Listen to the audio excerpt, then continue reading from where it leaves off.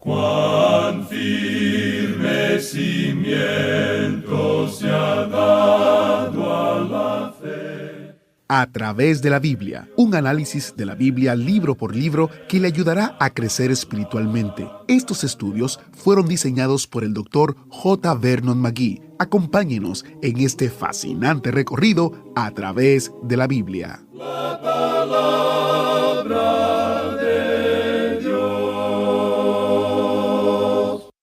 ¿Sabe usted los nombres de sus abuelos? De los 4.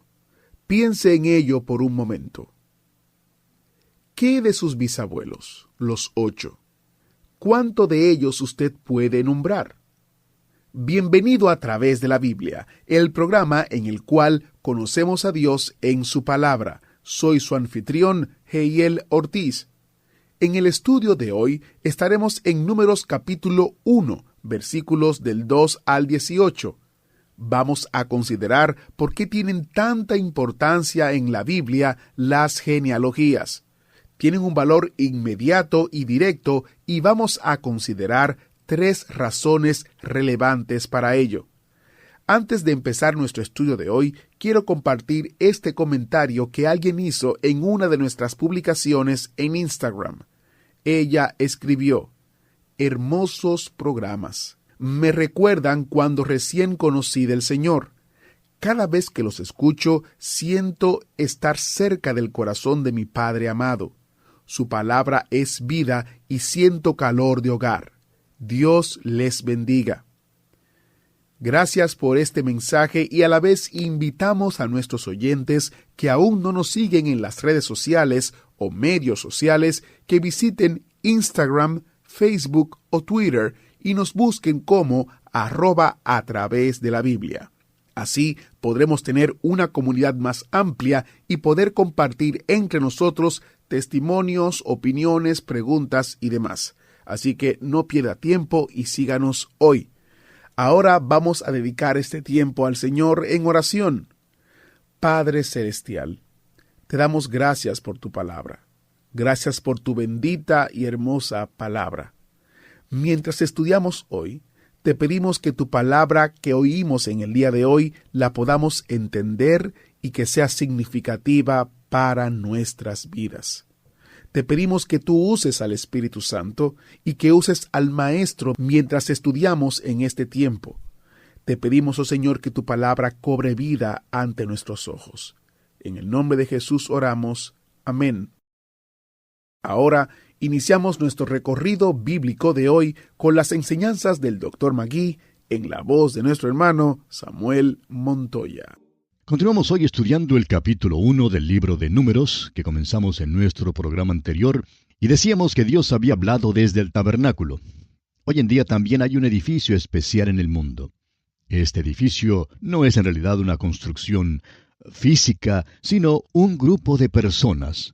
Es lo que conocemos como la Iglesia. El apóstol Pablo, escribiendo a los Efesios, dice en el capítulo 2, versículos 19 al 21, «Así que ya no sois extranjeros ni advenedizos, sino conciudadanos de los santos y miembros de la familia de Dios, edificados sobre el fundamento de los apóstoles y profetas, siendo la principal piedra del ángulo Jesucristo mismo, en quien todo el edificio bien coordinado va creciendo para ser un templo santo en el Señor».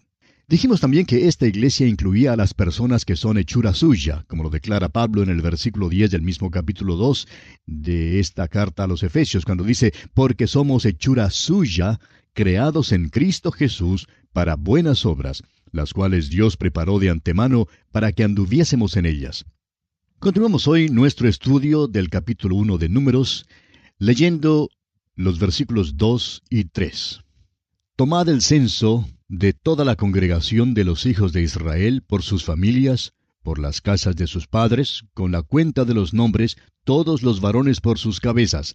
De 20 años arriba, todos los que pueden salir a la guerra en Israel, los contaréis tú y a Aarón por sus ejércitos».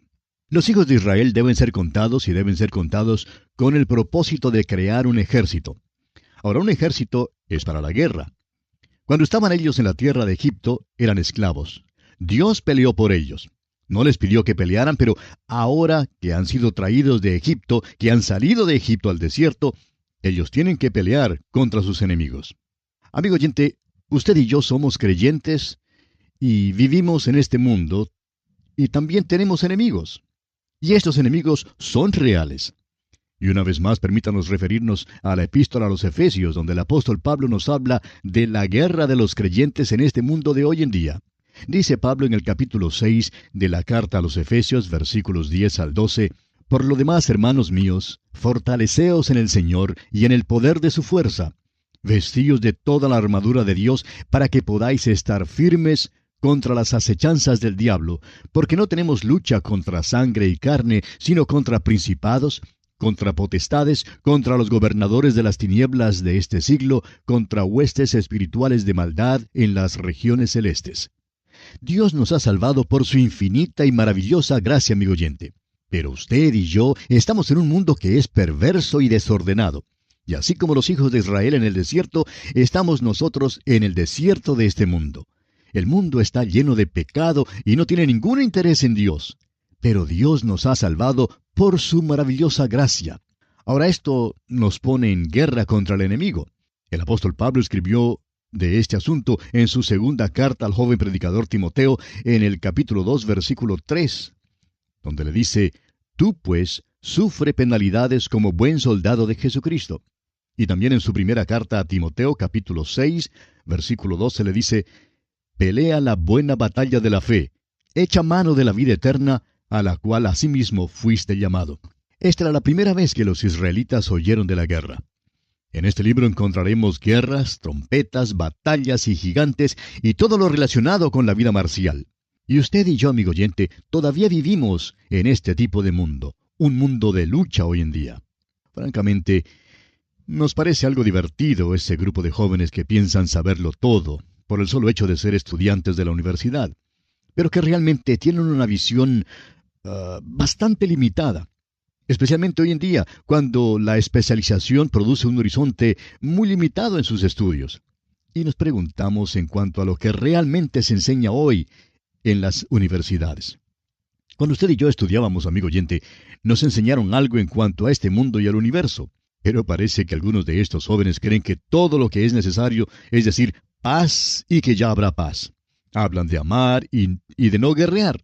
Pero lo que pasa en muchos casos es que muchos de estos causan disensión y problemas mientras hablan de paz. No saben nada de la paz y no conocen lo que es lo fundamental. Parece que no comprenden que vivimos en un mundo que es perverso y que hay hombres malos en todo nuestro derredor y que habrá guerras y luchas, nos guste o no nos guste. Y este hecho es una de las cosas terribles en cuanto a este mundo. Continuemos ahora con el versículo 4 de este capítulo 1 de Números. «Y estará con vosotros un varón de cada tribu, cada uno jefe de la casa de sus padres». No parece nada conmovedora la manera en que el libro principia aquí con el censo. No es una historia como aquellas novelas de misterio, ni como uno de los dramas en la televisión producidos por Alfredo Hitchcock. A primera vista uno creería que tenemos aquí 54 versículos repletos con detalles de poca importancia y de lectura bastante pesada. Pero es necesario recordar, amigo oyente, que estos detalles eran importantes para Dios. Y si reconociéramos algunas de las grandes verdades que hay aquí, también hallaríamos muy conmovedora e interesante su lectura. En primer lugar, este versículo 4 indica que Dios tiene interés en los individuos. Los movimientos en masa tienen su lugar y desempeñan su papel. Pero Dios tiene interés en los individuos redimidos. Tiene interés en cada individuo en particular. Moisés y Aarón habían recibido la orden de tomar un censo y se les prometió que tendrían un ayudante de cada tribu. Encontramos aquí los nombres de los ayudantes. Y si usted cree que vamos a leer esta lista, pues se equivoca, amigo oyente, porque esos nombres son muy difíciles de pronunciar. Sin embargo, esto sí revela que cada nombre en la lista era importante para Dios. Deseamos demostrarle un solo caso para que usted vea que estos nombres tienen un profundo significado. Si uno comprende el sentido hebreo de los nombres, cada uno le dará un mensaje maravilloso. Leamos pues el versículo 5 de este capítulo 1 de Números. Estos son los nombres de los varones que estarán con vosotros. De la tribu de Rubén, Elisur, hijo de Sedeur. Esto no parece muy interesante ni conmovedor, pero permítame explicarle. Rubén era el hijo mayor de Jacob, pero fue puesto a un lado y no recibió la bendición de la primogenitura. Leemos allá en Génesis 49, versículos 3 y 4, Rubén, tú eres mi primogénito, mi fortaleza y el principio de mi vigor, principal en dignidad, principal en poder, impetuoso como las aguas, no serás el principal, por cuanto subiste al lecho de tu padre, entonces te envileciste subiendo a mi estrado. ¿Ve usted? Rubén, impetuoso como las aguas. El hombre elegido de esta tribu tendría que ser un tipo diferente. Elisur, el hijo de Sedeur, era aquel hombre, pues Elisur significa mi Dios es una roca, y Sedeur significa el omnipotente es fuego. ¿Ve usted? Esto se está volviendo interesante, ¿no le parece? Es posible que este hombre Elisur, mi Dios es roca, perteneciera a una tribu impetuosa como las aguas, pero él conocía a una roca que es firme. Es como una mujer escocesa que dijo, yo muy bien puedo temblar en la roca, pero la roca nunca temblará debajo de mí. Ahora recuerde usted que ellos habían cantado en el cántico de Moisés que Dios era su roca, y ese hombre había aprendido eso. Él sabía que Dios es una roca en tierra de cansancio y que Él es una roca que es un fundamento sobre el cual podemos apoyarnos firmemente. Es maravilloso saber, amigo oyente, que usted puede ser una persona impetuosa y proceder de una familia impetuosa, pero que hay una roca para usted. Mi Dios es una roca. Bien, pasemos ahora al versículo 18 de este capítulo 1 de Números. Y reunieron a toda la congregación en el día primero del mes segundo, y fueron agrupados por familias, según las casas de sus padres, conforme a la cuenta de los nombres por cabeza, de 20 años arriba.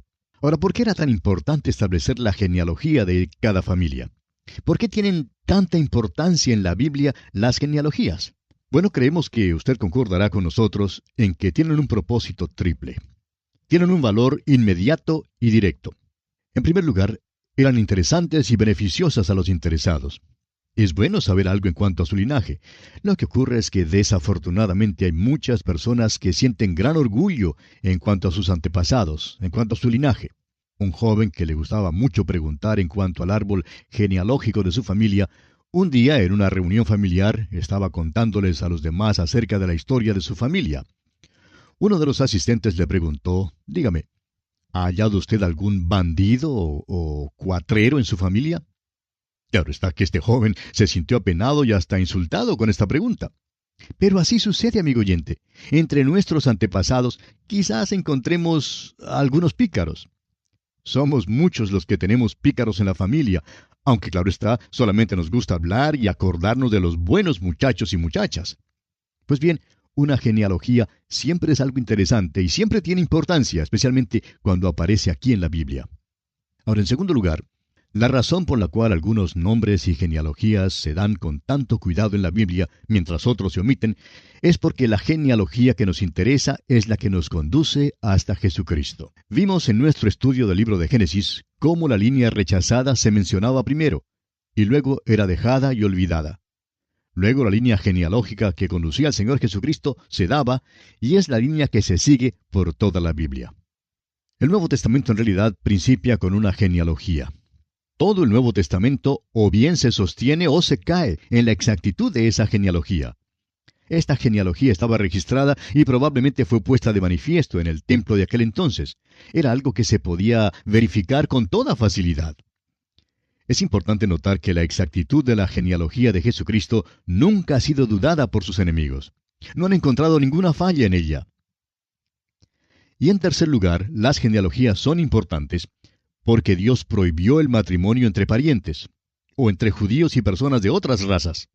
Y era esencial que a un verdadero israelita le fuera posible declarar su linaje.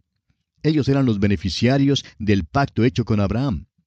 La genealogía era necesaria para poder determinar quién era elegible para el sacerdocio. Aquellos que no tenían un linaje apropiado simplemente eran excluidos del privilegio del sacerdocio. Un ejemplo de esto lo encontramos allá en el libro de Nehemías. En el capítulo 7 de ese libro, versículos 63 y 64, leemos, «Y de los sacerdotes, los hijos de Abaía, los hijos de Cos y los hijos de Barzilai, el cual tomó mujer de las hijas de Barzilai Galaadita y se llamó del nombre de ellas. Estos buscaron su registro de genealogías y no se halló, y fueron excluidos del sacerdocio.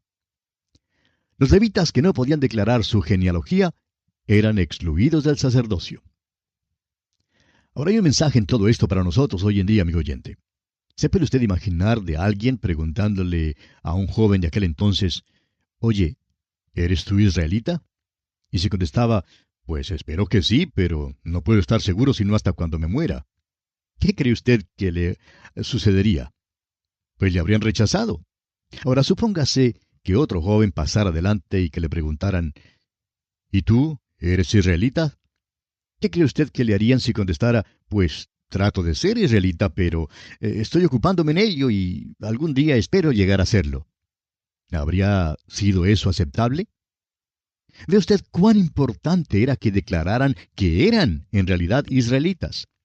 Cada uno tenía que saber, tenía que estar seguro de que era hijo de Abraham. Ahora, amigo oyente, permítanos hacerle una pregunta. Es una pregunta bastante personal. ¿Le es posible a usted declarar su genealogía, es decir, como cristiano? Si no le es posible, permítanos entonces decirle que más vale poder declararlo. Escuche esto. El apóstol Juan en su primera carta, capítulo 3, versículo 2, dice, Amados, ahora somos hijos de Dios, y aún no se ha manifestado lo que hemos de ser, pero sabemos que cuando Él se manifieste, seremos semejantes a Él, porque le veremos tal como Él es. ¿Puede usted decir esto, amigo oyente, que es hijo de Dios? Ahora, ¿cómo se llega a ser hijo de Dios? El apóstol Pablo, escribiendo a los Gálatas, dice en el capítulo 3, versículo 26, Pues todos sois hijos de Dios por la fe en Cristo Jesús. ¿Se fijó, amigo oyente? Por la fe en Cristo Jesús. No hay otra manera. Usted llega a ser hijo de Dios mediante la fe en Cristo Jesús.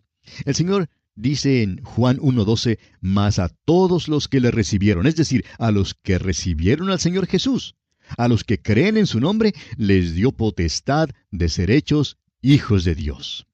Y el apóstol Pablo declara una vez más en Gálatas 3:29, y si vosotros sois de Cristo, ciertamente linaje de Abraham sois, y herederos según la promesa.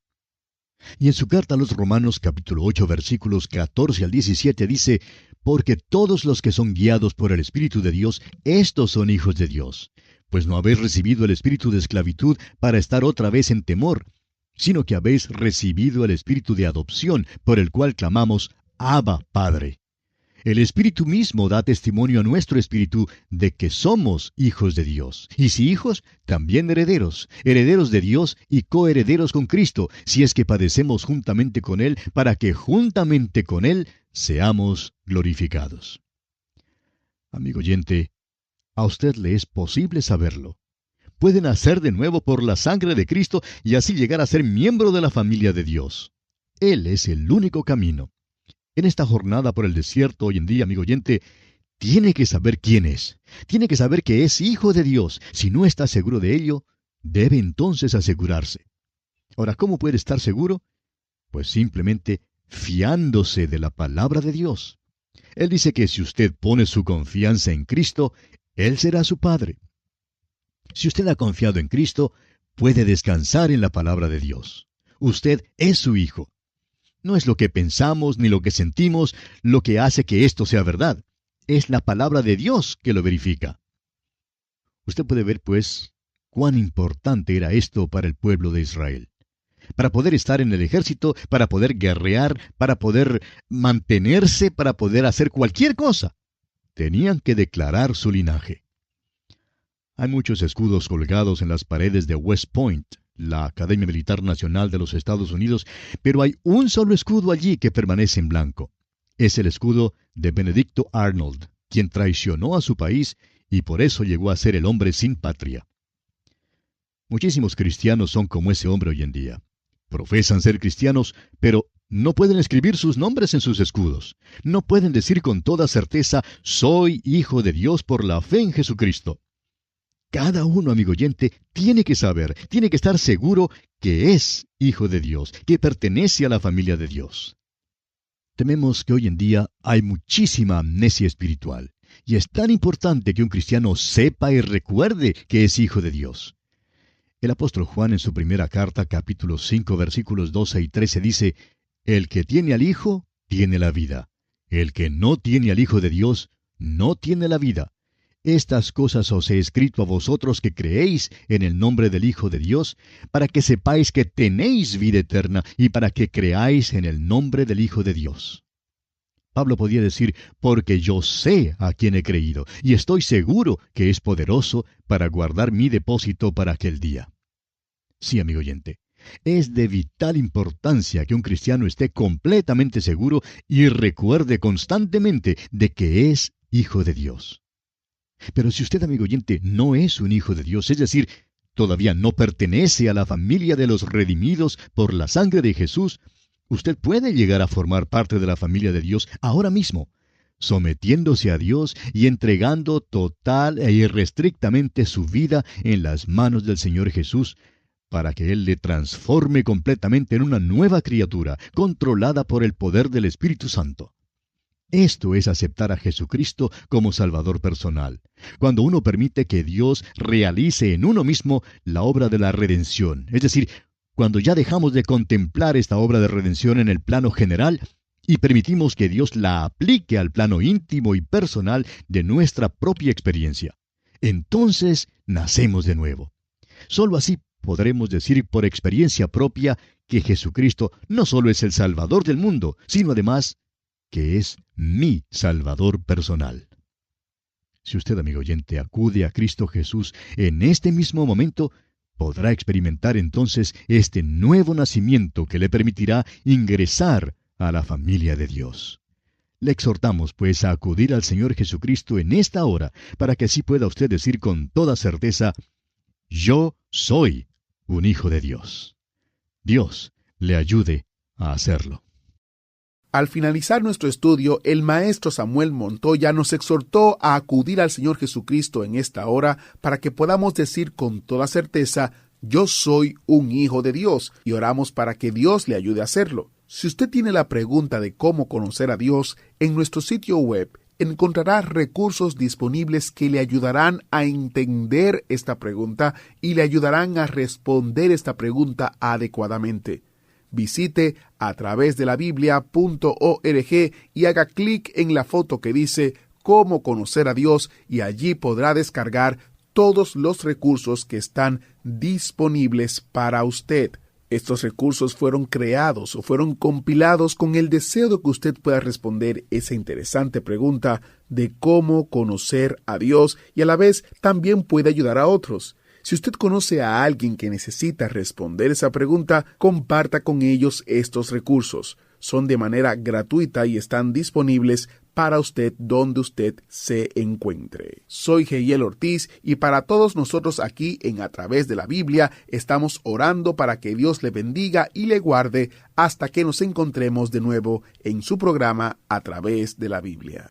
¿Fue de ayuda para usted el estudio de hoy? ¿Desea enviarnos algún comentario de lo que ha estado escuchando? Entonces escríbanos, no espere más. Nuestro correo electrónico es atv@transmundial.org. atv@transmundial.org. Si desea recibir las notas y bosquejos de lo que estamos estudiando, suscríbase gratis en nuestra página en internet, a través de la Biblia.org/notas, a través de la Biblia.org/notas.